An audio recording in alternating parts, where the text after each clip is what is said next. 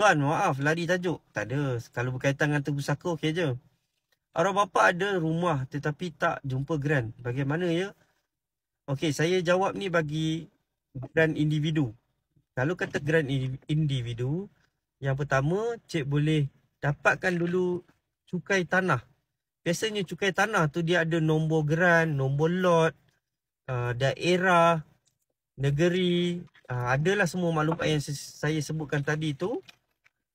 Cik pergi kat pejabat tanah, cik mohon je salinan sah hak milik ataupun salinan sah grant lah yang disahkan oleh pegawai pejabat tanah.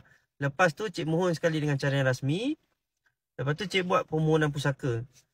Bila dah buat permohonan pusaka dan dah dapat perintah daripada pejabat pusaka, katakanlah buat permohonan tu dekat pusaka kecil lah.